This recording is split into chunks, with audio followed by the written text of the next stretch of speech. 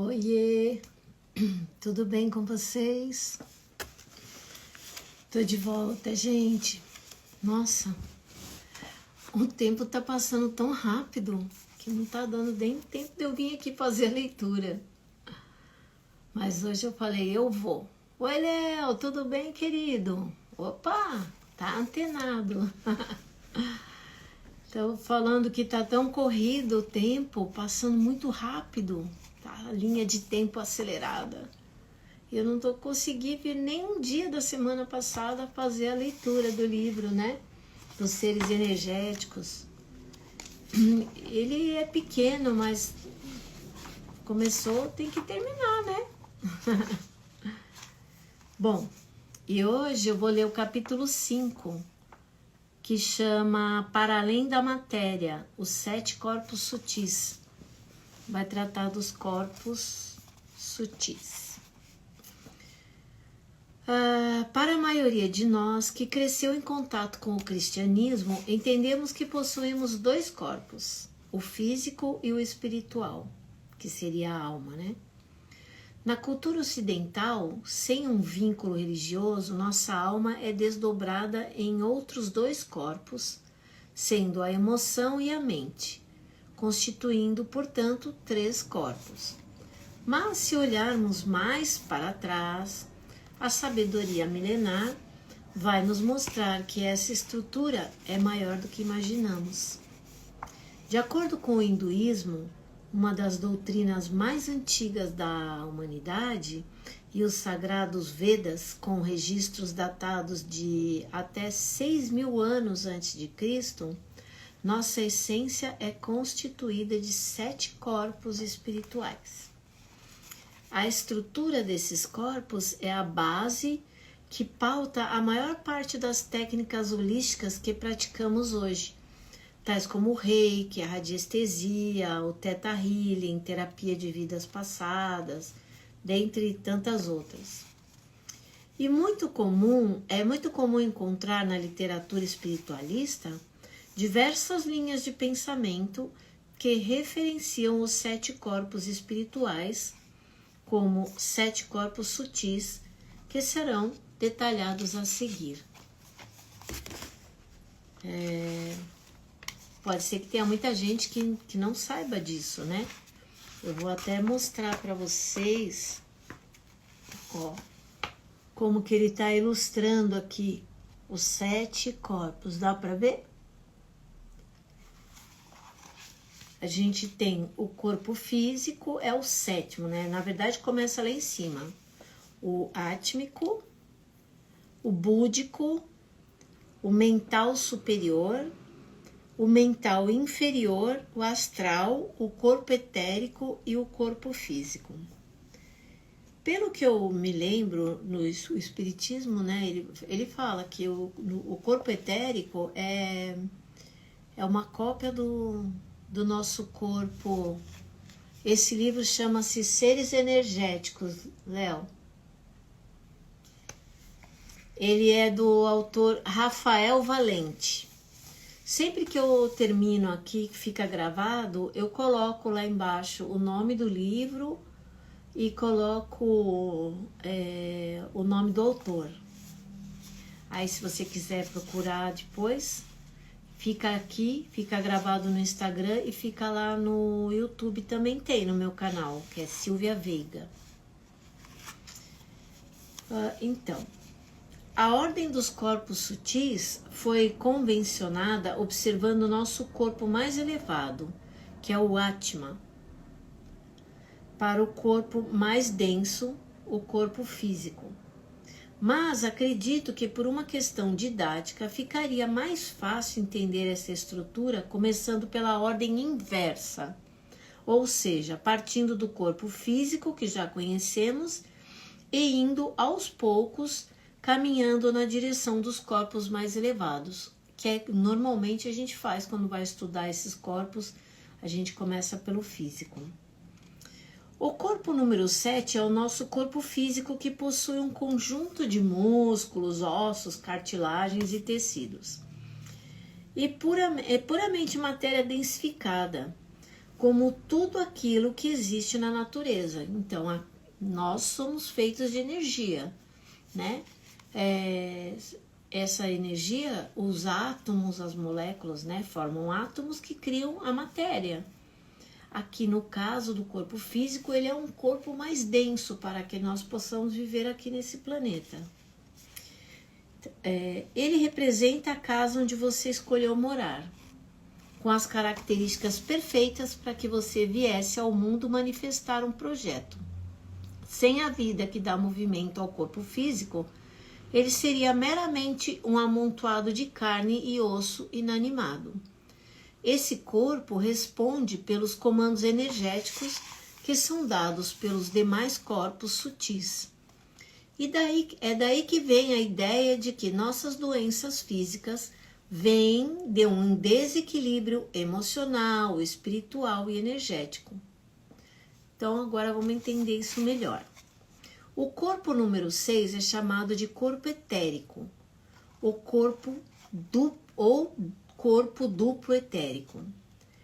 É muito comum encontrar na literatura a referência de corpo etérico, mas geralmente quando estou em aula ou em atendimento, o segundo nome me vem mais frequentemente, que é o duplo etérico. Esse corpo, ele é alimentado pela energia prana, que permeia todo o universo, né? Sem ela, a gente não vive. Todo ser precisa dessa energia do prana.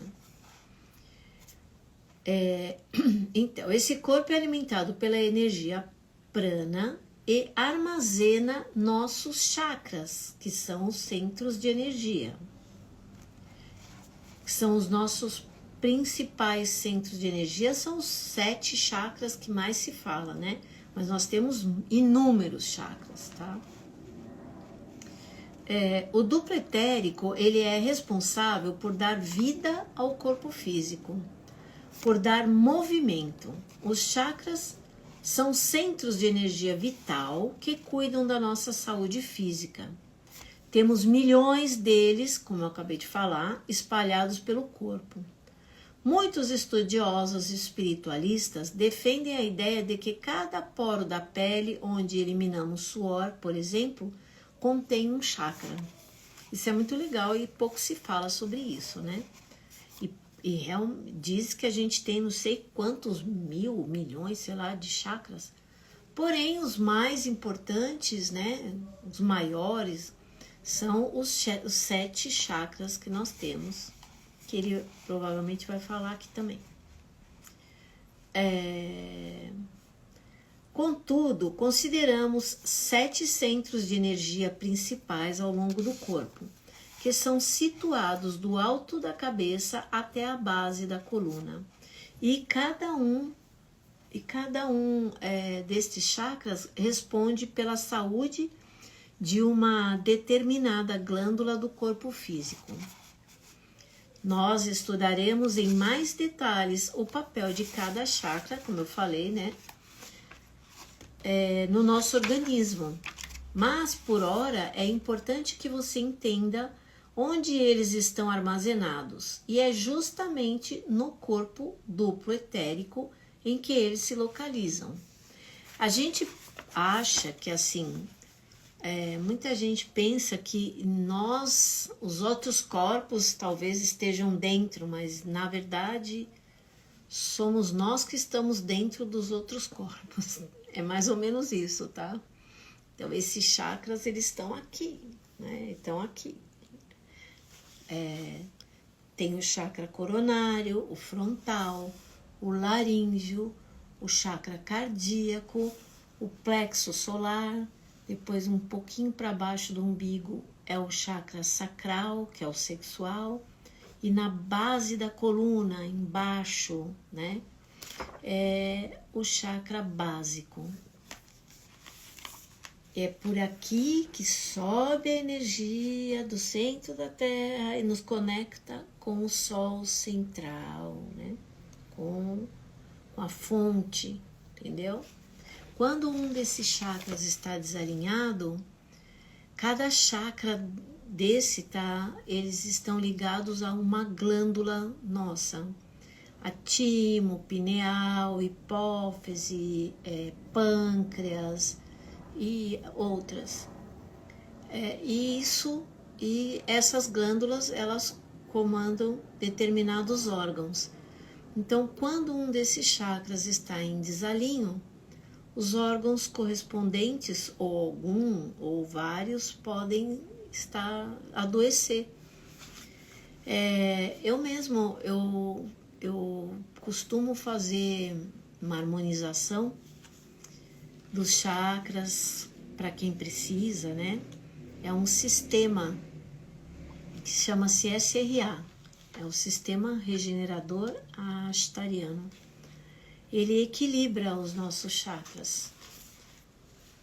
Quando eu rodo esse sistema, quando eu ativo, é uma mesa radiônica, e quando eu ativo, ele mostra direitinho aonde está desalinhado. Esses dias mesmo, vou dar um exemplo, eu fiz pro meu filho, que não estava se sentindo muito bem, estava adoecido, gripado, com dor de garganta, com tosse no pulmão. Mas exatamente foi isso que apareceu, que estava mais desalinhado. Foram os 2 chakras que têm relação com essas partes do corpo, que é o cardíaco e o laríngeo, que um pega a boca, alguns órgãos que agora não vou lembrar, o outro pega o pulmão e outros mais que eu preciso ler lá que eu não me lembro, para falar assim de cabeça. Eu acho que ele vai abordar sobre isso aqui, mas enfim, vamos continuar. O corpo número 5 é o corpo astral, ou corpo emocional. Toda a sua capacidade de perceber uma determinada emoção está armazenada nesse corpo. E é a partir dele que conseguimos sentir tristeza, raiva, paixão, amorosidade, gratidão, mágoa, orgulho, alegria e tantas outras emoções. Esse corpo também nos dá a habilidade para sentir dor ou prazer, emoções passionais, desejos, paixões e vícios. Então, quando sentimos uma emoção em que parece que nosso coração está apertado ou que produz um frio na barriga, um arrepio, é a partir desse corpo astral que somos capazes de acessar essa emoção. O corpo número 4 é o mental inferior, ou concreto. A partir daqui, os corpos mais sutis já não acompanham a forma do nosso corpo físico. O mental inferior é a nossa capacidade de racionalizar com a mente e tem uma forma ovoide, extrapolando o campo do corpo físico. Num português claro, podemos pensar que nosso corpo físico está protegido por uma espécie de bolha ao nosso redor. E é importante que você entenda nesse momento que o cérebro é diferente da mente. O cérebro é um órgão físico capaz de traduzir em impulsos elétricos e pensamentos aquilo que seu corpo mental inferior está pensando. Outra analogia que podemos fazer é sobre um sinal de TV. Quando você sintoniza a sua TV num determinado canal, por exemplo, na Rede Globo, você é capaz de receber essa transmissão pelo aparelho da sua sala. Mas você não está presente dentro do programa que pode estar sendo transmitido a partir dos estúdios da emissora com sede no Rio de Janeiro. A sua TV não é a Rede Globo, assim como seu cérebro não é a sua mente racional. Como o mental inferior responde pela nossa capacidade de racionalizar, também é nele que nasce a construção do nosso ego. O corpo número 3 é o mental superior, conhecido por muitos como nosso eu superior. Quem já teve a oportunidade de participar das meditações que conduzimos nos cursos, nos atendimentos de radiestesia e nas lives ao vivo no Instagram, já me ouviu citar a nossa conexão com esse corpo, pois somos capazes de acessá-lo a partir de uma prática mindfulness ou de uma meditação energética. Mas qual a diferença entre o mental superior e o mental inferior? A nossa mente mental inferior é capaz de racionalizar, resolver problemas, mas não traz em si todas as respostas que precisamos para essa encarnação. Esta função é atribuída ao mental superior, ou seja, um corpo mais sutil que a mente e que armazena todas as informações importantes que promovam um vínculo com aquilo que viemos fazer aqui, com nosso propósito, com nossa missão de alma, resgatando a consciência que já adquirimos sobre nossos karmas no começo deste livro, quando traçamos um novo projeto reencarnatório na Terra. Resgatando a consciência que já adquirimos sobre nossos karmas, como ele fala no começo do livro, né? Quando traçamos um novo projeto reencarnatório na Terra. Fazemos a escolha de tudo aquilo que viemos transformar em nós, em nós mesmos, e no mundo ao nosso redor. Os lugares onde vamos morar, as profissões que vamos exercer e as nossas principais escolhas de vida. É importante ressaltar que nossos erros de passado que geraram karmas não estarão armazenados nesse corpo mental superior. Se isso ainda não for trabalhado na encarnação atual, estas informações vão ficar em outro corpo. O corpo número 2 é o búdico, ou Budi, e ele é um corpo de luz, responsável por todos os registros de todas as nossas encarnações, de tudo que já vivemos. E é como se fosse um arquivo de todas as experiências que você já viveu desde a sua primeira existência encarnada, mas que não pode ser acessado por você de maneira consciente. Já entendemos que existe um processo chamado de véu do esquecimento a que somos submetidos quando encarnamos, para que tenhamos condições de suportar nossos desafios sem entrar no mérito da culpa ou do julgamento. Tudo aquilo que não for necessário de ser trabalhado e que foi armazenado no mental superior fica guardado no corpo búdico para que possamos trazê-lo para o consciente num momento oportuno, seja pelo nosso retorno aos planos espirituais, seja até mesmo para as nossas futuras reencarnações. Muitos autores espiritualistas também se referem a estas informações de vidas passadas como registros akáshicos, e é no corpo búdico que elas estão guardadas. O corpo número 1 é o corpo átmico ou Atma. Também é conhecido por centelha divina. É o nosso corpo mais iluminado. Representa Deus dentro de nós. Imagine você que existe um grãozinho de Deus que mora em sua estrutura energética e espiritual.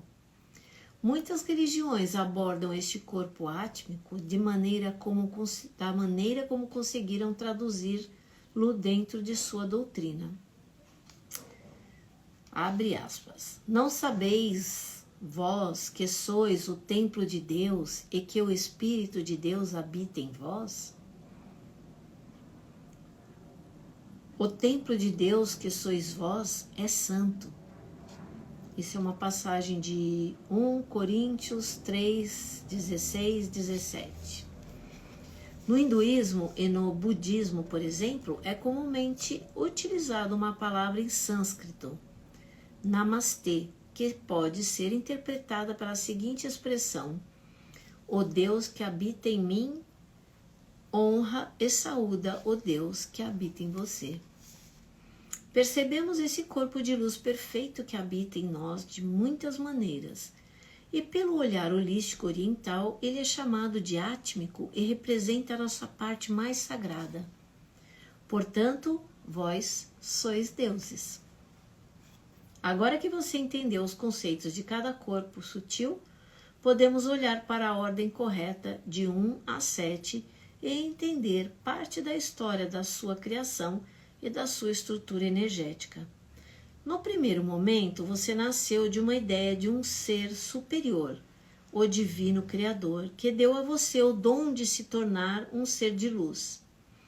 Você recebeu de Deus um pedacinho dele próprio, que chamamos de corpo átmico, que é o corpo 1. Com esse Atma, o divino que habita em você, criou um novo corpo sutil para que você pudesse guardar os registros de todas as vezes em que veio à Terra, encarnar numa experiência física, para viver os prazeres da carne e buscar se tornar uma versão melhor de si mesmo. Este corpo também te deu a ideia de individualidade dentro do todo. E demos a este segundo corpo o nome de corpo búdico, em que todos os seus registros akáshicos estão guardados, que é o corpo 2. Ao traçar o seu projeto encarnatório, você escolheu suas experiências para equalizar os seus karmas, viver o seu dharma, encontrar seu propósito e materializar sua missão de alma. Para que esse projeto pudesse lograr êxito, você precisou separar dentre todos os registros akáshicos quais informações seriam necessárias para a próxima encarnação, e armazenou tudo o que você precisava saber no seu eu superior, que é o corpo mental superior, o corpo 3. Então, com toda essa estrutura formada, fomos construindo os corpos mais densos que estão mais próximos do corpo físico. Construímos a mente racional capaz de pensar, interpretar, apontar caminhos a partir do corpo mental inferior, que é o corpo 4. Com os pensamentos em ordem, tudo aquilo que racionalizamos nos gera uma sensação no corpo astral, que é o corpo 5. E a percepção dessas emoções, por sua vez, gera-nos uma vibração energética, capaz de interferir na rotação dos nossos chakras, que ficam armazenados no duplo etérico, que é o corpo 6. Como os chakras controlam a saúde física das nossas glândulas, que por sua vez,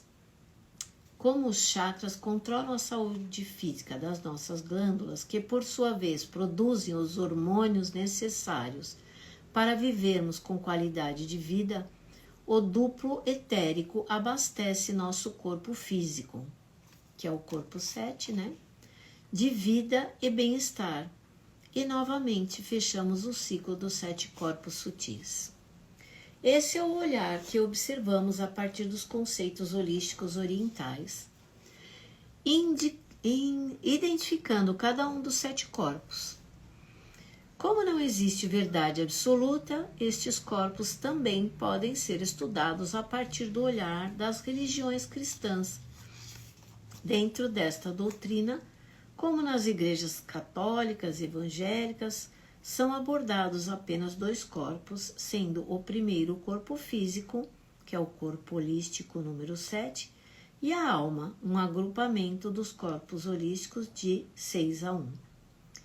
No Espiritismo, especialmente na linha de Allan Kardec, estes corpos foram agregados em 3 grupos, sendo o primeiro o corpo físico, corpo holístico número 7, o segundo o perispírito, que é o agrupamento dos corpos holísticos de 6 a 2, e o espírito, corpo holístico número 1. Muitas pessoas conhecem o livro O Segredo, da autora Rhonda Byrne, onde ela explica o mecanismo de manifestação dos nossos sonhos, ou como dizemos na visão espiritualista, nosso poder de cocriação. Antes de entendermos melhor esse processo, com o olhar voltado para os 7 corpos sutis, eu preciso explicar a você o conceito de cocriação. A centelha divina habita em nós. Isso significa dizer que todos nós somos criaturas de um único Criador. Neste processo, somos criaturas criadas para manifestar um projeto interno e externo, que muitos chamam de missão de alma. O nosso projeto interno é se tornar uma versão melhor de nós mesmos, equalizarmos nossos karmas, adquirir mais consciência sobre as leis universais, a espiritualidade evoluir sobre as leis universais, sobre a espiritualidade, evoluir como seres energéticos e colocar em prática o plano que traçamos junto à nossa equipe espiritual antes de encarnar na Terra. Porque todos nós temos uma equipe espiritual que nos auxilia, tá? Nosso projeto externo está em servir aos outros, manifestando o nosso melhor em nós, entendendo que somos uma única unidade e que, ao me colocar presente e consciente para o outro, eu também estou fazendo isso por mim. Né? Você se colocar no lugar do outro, porque diz que todos somos um, né? Mais ou menos como um por todos e todos por um. É isso. Estamos todos interligados. Essa missão de alma que traçamos para nós depende da manifestação aqui na matéria 3D de diversos projetos. Como tudo que há no físico é um desdobramento do plano energético, o exercício da cocriação é sutilizar nossas energias a um patamar mais elevado, para que possamos nos conectar com o nosso eu superior e, em conjunto com o nosso divino Criador, tornamo-nos criadores das nossas criaturas, ou seja, os nossos projetos, os nossos sonhos, os nossos desejos. Portanto, cocriar é manifestar com o divino aquilo que você veio realizar aqui na Terra. Neste sentido, também preciso despertar sua consciência sobre o conceito de livre-arbítrio. Nossa liberdade de escolha é colocada com muitas limitações. Alguns autores espiritualistas, inclusive, defendem a ideia de que não temos o livre-arbítrio. Como isso pode ser possível? Pode, porque assim, você pode plantar o que você quiser, mas com certeza o que você plantou é o que você vai colher, né? Se você plantar milho, não adianta você querer ir lá na horta olhar se nasceu feijão. Não vai rolar. É isso que ele fala, entendeu? A colheita é livre. Não, desculpa, o plantio é livre, mas a colheita é obrigatória, entendeu? A razão é simples. Antes de assumir sua forma física no 3D, você projetou todo este caminho a partir dos corpos sutis para construir seu projeto de vida. Você fez isso, inclusive, em acordo com sua equipe espiritual nos planos superiores, que incluem seus mentores espirituais, amigos espirituais, seu anjo da guarda e toda a equipe que nos ancora espiritualmente para contribuir com o nosso projeto. Isso significa dizer que há uma direção do rio que corre para o mar, ou seja, quanto mais nós caminhamos rumo ao projeto que traçamos para a nossa existência atual, mais energia recebemos dos planos superiores para manifestar isso na Terra, e mais os caminhos se tornam fluidos em todos os aspectos, como familiar, profissional, afetivo e financeiro. Em contrapartida, se caímos na armadilha do nosso ego, do nosso orgulho ferido e do nosso mental inferior, que acredita que somos autossuficientes e inteligentes o bastante para viver nossa vida em plena liberdade, incorremos no grave erro de acharmos que a vida deve seguir na direção que queremos, da maneira que queremos, na hora em que queremos, da forma como imaginamos que seria melhor para cada um de nós.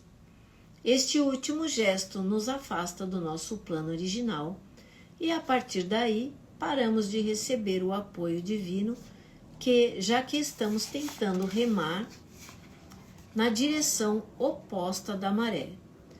Se você percebe que sua vida está estagnada em qualquer área ou até mesmo andando para trás, é muito provável que você esteja precisando olhar para esses dois pontos principais. 1. Você se afastou da espiritualidade e acreditou que seria capaz de conduzir a própria vida sozinho, tomando suas escolhas. Este distanciamento fez você parar de receber os insights poderosos que vêm da centelha divina, abastecem seu mental superior e chegam até você por intuição, sonhos ou pensamentos, ao elevar a energia do mental inferior, que é a sua mente. E o 2 é: você não está caminhando na direção do projeto que construiu para si, e o universo tenta te responder da maneira dele, que estas portas que estão fechadas não foram feitas para serem as oportunidades que você imaginou. Há de se refazer a rota do barco quando você perceber que os ventos estão mudando de direção. Tudo existe um plano, né? Para tudo existe um plano divino, uma estratégia, eu acredito. É por isso que eu falei essa coisa do plantio e da colheita. Se você se propôs lá em cima de que você viria para cá para plantar feijão, não adianta você chegar aqui e querer mudar, porque não vai rolar, né? Então nós temos o livre-arbítrio até a página 2. A partir do momento que nós estamos alinhados com o nosso Criador, com o nosso Eu superior, que é onde estão os planos, né, que nós fizemos para encarnar, tudo vai acontecer, as coisas vão deslanchando para você. Às vezes a pessoa está super bem financeiramente, mas ela não está bem em outros aspectos. Emocionalmente, ela está infeliz, ganha muito dinheiro, mas não é bem aquilo que ela queria. Lhe falta uma pessoa que ela goste. Oi, Tatita! Bem-vinda, amada. Sempre fica uma falta. Mas quando a pessoa está bem com ela mesma, as coisas na vida dela fluem em todos os sentidos, entendeu? Eu acho que é bem difícil que haja... São muito poucas pessoas que vivem alinhadíssimas aqui nesse planeta, né? Agora, nesse estágio que a gente está chegando, isso tende a melhorar se nós seguirmos os planos que nós nos comprometemos lá em cima. De qualquer maneira, todos nós temos muito que alinhar. E eu estou aqui lendo essas coisas, compartilhando com vocês esse conhecimento, digamos aqui, porque não é nem um ensinamento, eu não tenho a pretensão de ensinar nada para ninguém, tá? Porque eu acho que a gente não ensina nada para os outros, nós podemos inspirar as outras pessoas. Mas ensinar só aprende quem quer, né? Tem até um ditado que diz que quando o aluno está pronto, o mestre aparece. E eu acho que é assim que funciona. Oi, Edu, tudo bem? Agora que eu vi que você está aí. Quanto tempo, né? Então eu vou continuar aqui, deixa eu ver uma coisa. Esse capítulo está acabando já. E por esta razão que você não conseguirá, por esta razão que você não conseguirá manifestar no 3D, por qualquer prática de cocriação, um desejo ou um sonho que não esteja em sintonia com o projeto que você construiu. Abandone a ideia de cocriar um prêmio na Mega Sena, por exemplo. Você precisa entender que já tem do universo tudo aquilo de que precisa nessa encarnação para manifestar o seu projeto. Não passe a vida numa frequência de escassez, acreditando que só seria feliz ao se tornar milionário, ou só poderá realmente ter a carreira, o relacionamento ou o projeto de vida quando estiver com um bilhete premiado. Agora que você entendeu a etapa da cocriação, vamos voltar ao livro O Segredo, para entender como este processo funciona em nossos corpos sutis. Segundo a autora Rhonda Byrne, tudo aquilo que penso gera em mim uma sensação. E a partir deste sentimento que consigo perceber como uma emoção, eu me movo para manifestar esse projeto. É mais ou menos assim. Não adianta a gente ficar recitando mantras, assistindo vários vídeos, todos eles ensinam que se você falar isso, se você fizer aquilo, é mandinga, sei lá mais o quê, você vai conseguir conquistar a tão desejada fortuna, ou sei lá, a abundância. Não é bem assim, entendeu?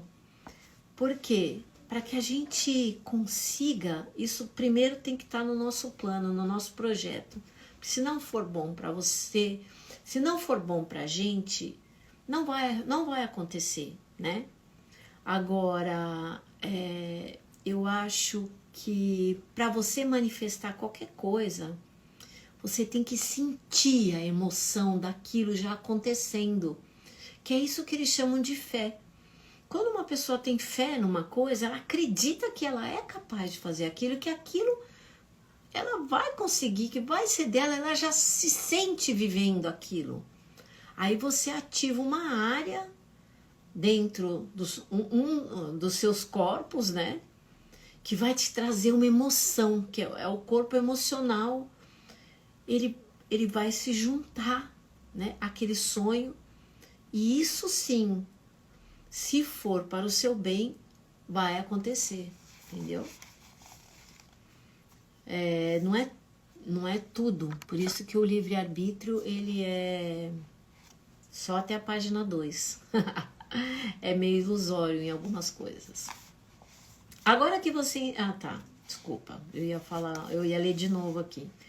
É exatamente assim que nossa estrutura energética funciona. Quando utilizamos nossa energia a partir de diversas técnicas holísticas que abordaremos ao longo do livro, o mental superior abastece o inferior de uma ideia. Esta ideia é trazida da mente para o cérebro, que produz impulsos elétricos e pensamentos.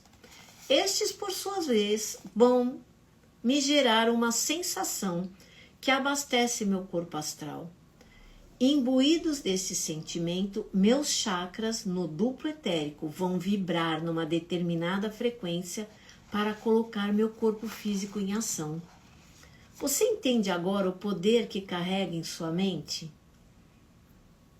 As pessoas não têm noção. A gente está sempre criando alguma coisa o tempo todo. O tempo todo, com cada sentimento que a gente tem, sabe? Cada coisa que você pensa. Se você, por exemplo, pensa numa pessoa e está com raiva, você faz uma conexão com ela. O nosso cérebro cria uma conexão neural que une o seu pensamento com o dela. E seja de raiva, seja de amor, seja do que for que você emane, você vai se conectando com outras mentes que pensam como a sua e vai criando uma rede neural, entendeu? E é isso que a gente vai atrair, com isso que a gente vai se conectar na vida. É ciência pura. Deus é ciência. Nós somos corpos energéticos. Por isso que o nome do livro é Seres Energéticos. Nós somos energia, pura energia, manifestada em matéria aqui. Nós, agora, esse poder nos foi suprimido temporariamente. Porém, já existem muitos povos que conseguem acessar isso em outros orbes, digamos assim, mais elevados. Porque se nós tivéssemos esse tipo de poder agora, que eu vou falar, a gente já teria detonado o planeta, né? Muita gente teria feito isso. Mas assim, nós temos o poder de tudo já existe, tudo que é seu para você está aqui no seu campo. Basta que você acredite, que você sinta que aquilo já está aqui, que aquilo vai se materializar, entendeu? E futuramente isso vai acontecer assim com muita tranquilidade. Tanto você vai poder materializar como desmaterializar aquilo que você não quer mais. Obviamente que quando nós estivermos, digamos, mais preparados para isso, né? Você não pode dar uma arma na mão de uma criança, que se ela for brincar e vai disparar e pode acontecer uma coisa muito grave. Então, somos crianças ainda, estamos aprendendo.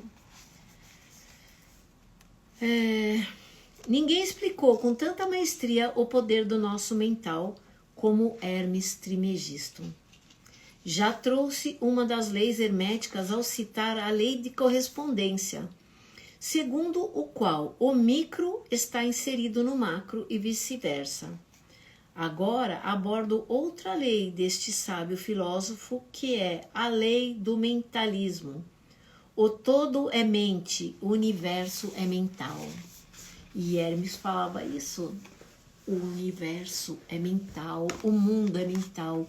O nosso mundo nada mais é do que aquilo que a gente enxerga. Eu enxergo o mundo de uma maneira, cada um de vocês que está aqui, ou que vai assistir depois, enxerga de outra. Então, a gente atrai aquilo que a gente enxerga como realidade.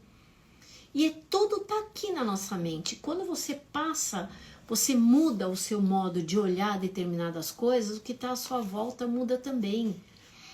Meu Deus, eu sei isso por experiência própria, sabe? Porque às vezes você lê e não compreende o que está escrito ali. Experimenta. Vai, um exemplo, uma pessoa... Eu acho que uma pessoa que fere a outra, ela fere porque ela está ferida. Se você não ficar com raiva daquela pessoa que te feriu e procurar olhar aquela pessoa de uma maneira amorosa, se colocando no lugar dela, por que será que ela fez aquilo? Não é pessoal, não é com você, é com ela. É o que ela tem dentro dela que ela emana para o outro, entendeu? É isso que faz ela criar o mundo que ela tem em volta. Tem pessoas que são negativas, que reclamam de tudo, que diz que tudo dá errado. Quanto mais você foca no errado, mais errado dá. E vice-versa, quanto mais você focar no certo, mais coisa certa vai acontecer para você. Quanto mais amor você emanar, mais amor vai voltar para você. Isso é fato, meu Deus. Segundo Trismegisto, toda a criação universal nasceu de uma ideia que veio de um Criador. Qualquer criação do mundo existiu dentro de uma mente antes de se tornar real. Ninguém faz um lápis sequer sem antes pensar nele. A empresa Faber-Castell, muito conhecida por seus lápis coloridos, jamais tropeçou em suas criações ao acaso. Para existirem, elas foram planejadas no âmbito mental. As coisas evoluem de maneira ordenada para estados mais complexos e a evolução está guiada por uma mente superior que planejou tudo isso, desde o começo dos tempos. A nossa própria existência como seres humanos foi um projeto de um Criador maior que primeiro pensou com sua mente divina sobre tudo aquilo que existe. E disse Deus: haja luz, e houve luz. E viu Deus que era boa a luz, e fez Deus separação entre a luz e as trevas. E Deus chamou a luz dia, e as trevas chamou noite. Isso é um trecho do livro Gênesis. Como criaturas desse divino Criador, também podemos criar nossos projetos que nascem essencialmente a partir da mente. Sua mente pode ser sua principal aliada e sua pior inimiga. Só depende da maneira como você lida com ela. Se ao ter uma ideia mental sobre um novo caminho, um projeto, uma tomada de decisão, você acredita profundamente na possibilidade de colocá-la em prática, o mundo pode te dizer o contrário, mas você seguirá firme rumo ao seu propósito. E o contrário também é tão verdadeiro quanto. A maior parte de nós construiu em si tantas crenças limitantes de autossabotagem que não percebe a causa de seus projetos jamais se materializarem. É como se o mental superior abastecesse nossa mente, né, que é o mental inferior, de uma ideia. Por exemplo, gostaria de ser um renomado juiz de uma alta corte no Brasil. Mas a vida inteira eu tive que estudar contabilidade para dar continuidade ao negócio do meu pai, uma vez que ele administra um escritório contábil. Agora que já me graduei em ciências contábeis, como posso jogar tudo para o alto e recomeçar o meu sonho da magistratura? O que vão falar de mim? No meio de tantos profissionais tarimbados neste mercado, como conseguirei lograr êxito diante da minha inexperiência? Acho que não vou dar conta do recado. Isso não é para mim. Melhor deixar para lá e continuar realizando o sonho do meu pai.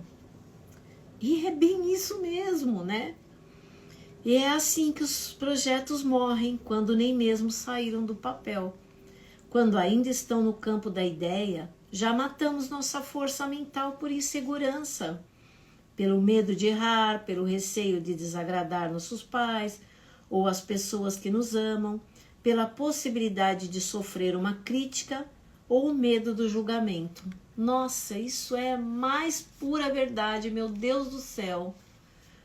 Olha, a gente deixa de fazer muitas coisas por medo do que os outros vão achar.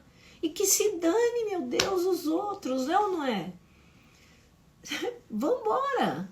Se a gente tem um sonho, precisa lutar por ele. É isso que nós temos que aprender, porque quando a gente acredita que vai conseguir, que somos capazes, nada nem ninguém nesse mundo é capaz de nos demover disso. Entenda que o universo sempre vai dizer sim para você, mas ele não diz sim em português como aprendemos a falar. Ele diz sim àquilo que estamos vibrando. Porque você pode querer uma coisa, mas se você vibra no medo, ele vai te responder no medo.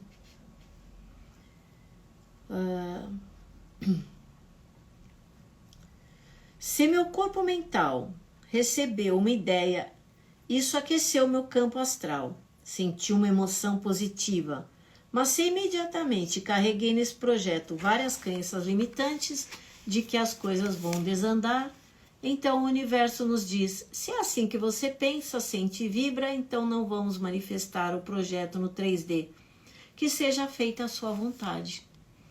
Nós ainda estamos só aquecendo os motores da nossa estrutura energética, para você entender como tudo que ocorre em nossas vidas está profundamente ligado à maneira como vibramos numa determinada frequência energética.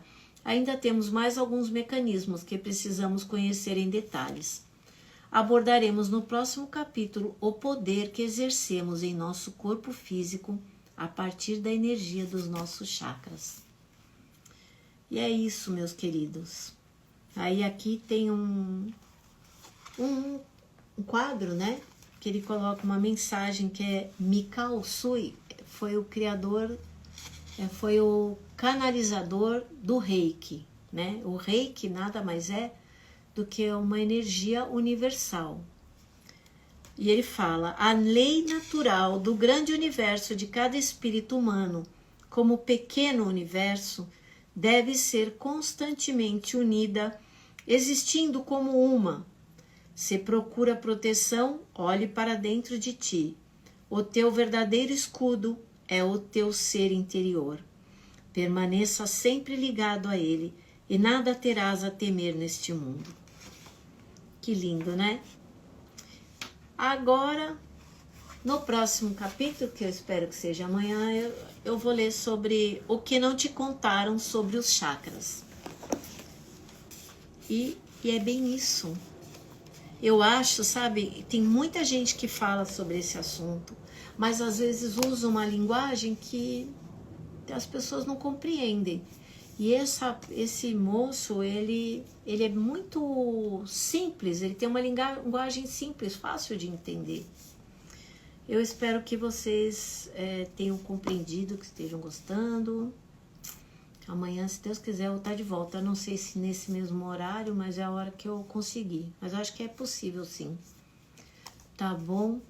Tatita, sua linda, vamos falar depois.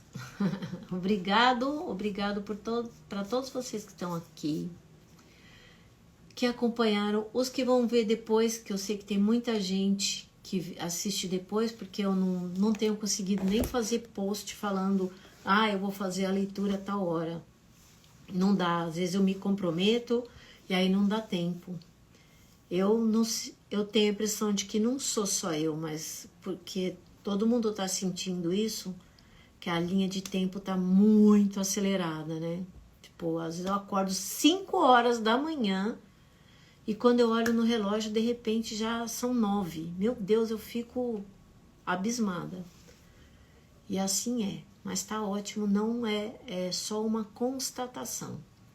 Vamos indo de acordo com a nossa percepção, né? Sem atropelar nada, seguindo em frente nos nossos planos, nos nossos projetos, tá bom? Um beijo grande para todos que estiveram aqui e até a próxima.